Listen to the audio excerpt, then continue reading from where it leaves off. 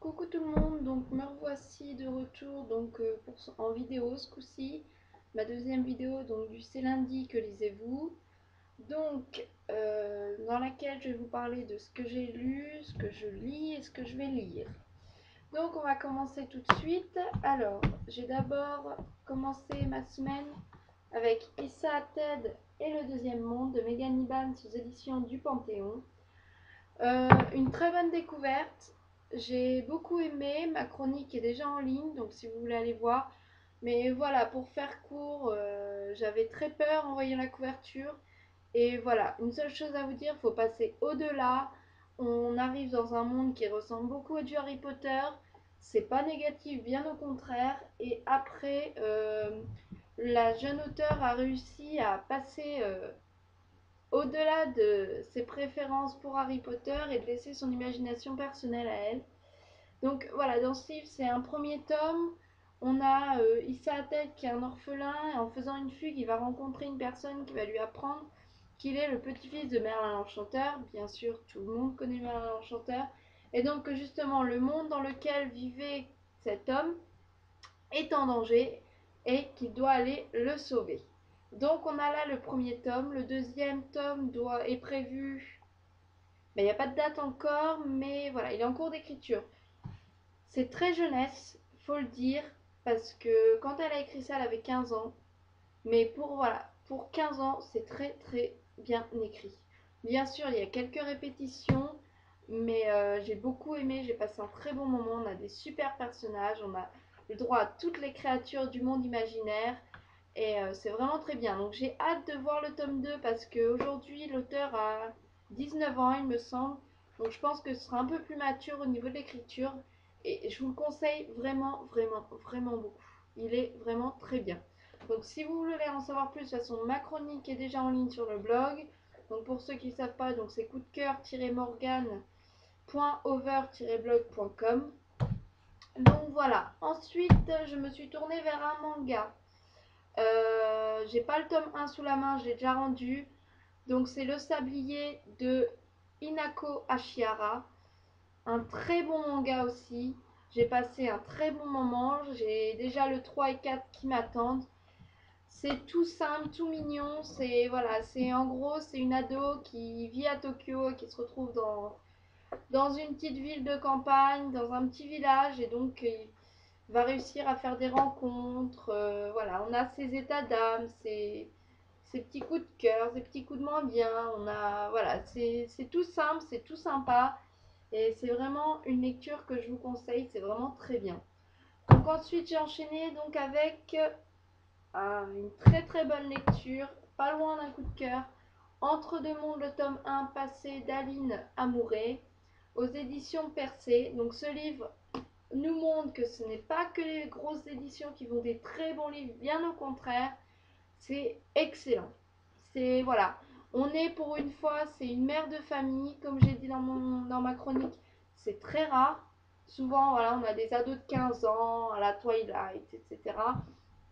Et là, voilà, on a une mère de famille qui apprend que sa mère était une sorcière, donc bien sûr, elle aussi, et elle va devoir apprendre ses pouvoirs, etc.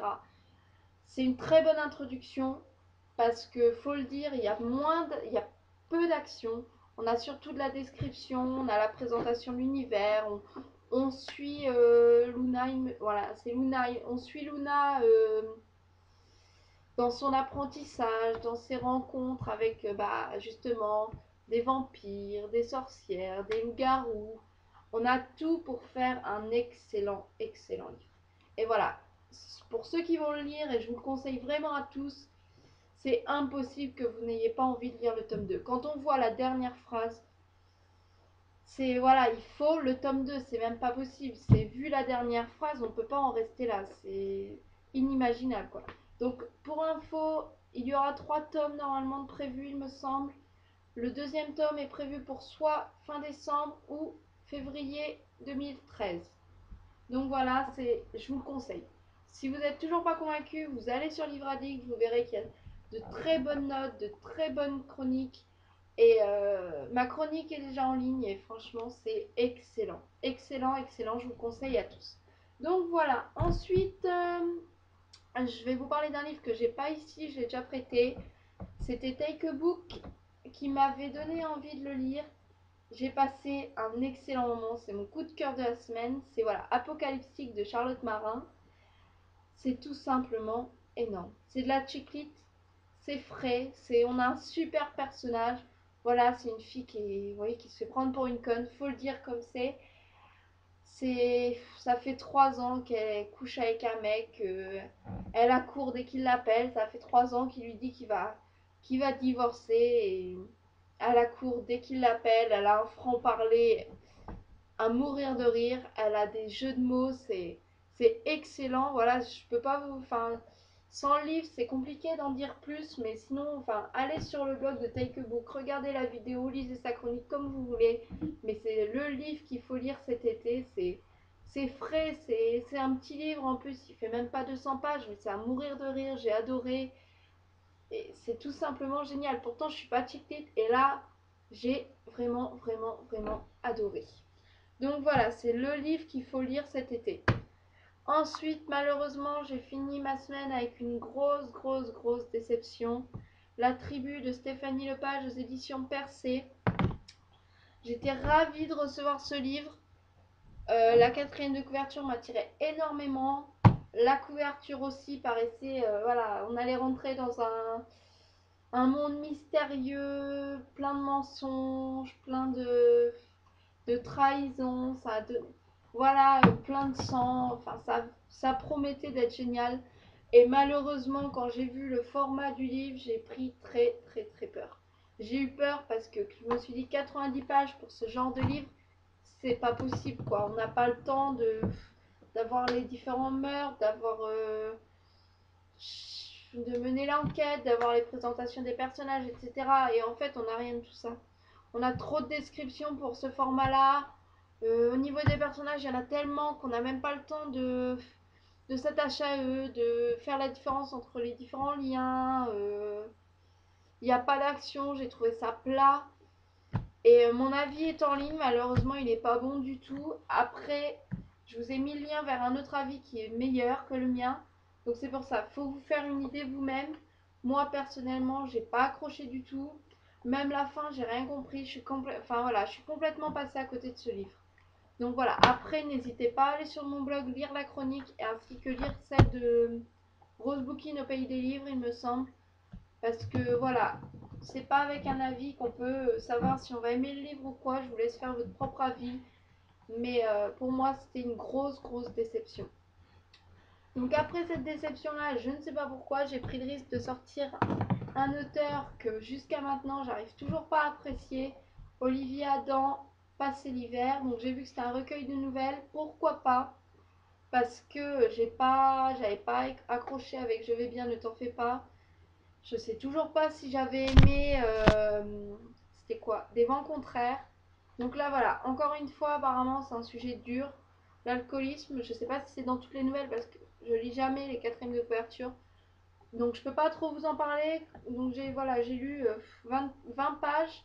Mais si c'est l'occasion d'aimer cet auteur, pourquoi pas. Mais bon, je sais que si j'aime pas celui-là, après j'arrête. Je vais pas m'obstiner avec un auteur qui arrive pas à m'accrocher. Et voilà. Ensuite, une fois que j'aurai lu ça, je vais sûrement le finir, je pense, mardi ou mercredi, parce que je vais pas avoir le temps de beaucoup lire cette semaine, il me semble.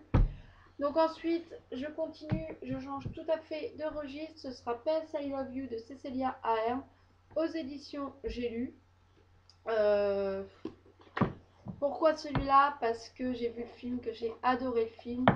Alors je me suis dit, bon bah, c'est quand même, enfin, il est pas très épais, hein, mais je me suis dit, vu que je vais reprendre les cours bientôt, vaut mieux que je le prenne tout de suite. Comme ça, je le lis dans la semaine, j'ai le temps de le savourer, de voir si je suis pas déçue. J'espère ne pas être déçue. Et on verra, mais je pense que ça promet d'être très très bien. Parce que cet auteur-là est très bien réputé. Apparemment, elle le fait de très très très bons livres. Donc voilà. Et ensuite, si j'ai vraiment le temps de lire tout ça, je lirai La vie commence à 20h10 de Thomas Raphaël aux éditions Flammarion. Pourquoi celui-là? Parce que j'ai accroché en voyant la vidéo sur YouTube. Il y a une vidéo qui circule de ce livre-là et ça donne vraiment envie de le lire. De plus, sur un blog, il était proposé en coup de cœur, en concours, parce que ça avait été un coup de cœur pour la blogueuse, et du coup, je me suis dit, je vais le sortir. C'est un emprunt médiathèque, donc forcément, j'ai pas non plus un an pour le lire. Donc c'est l'occasion, avant de reprendre les cours, sortir la brique de ma palle, et voilà. Donc sur ce, j'ai terminé. Je vous souhaite à tous une bonne semaine, de bonnes lectures. N'hésitez pas à me contacter. Il n'y a pas de souci pour parler lecture, etc. Au contraire. Donc je vous souhaite à tous de belles lectures cette semaine et on se retrouve lundi prochain. À lundi!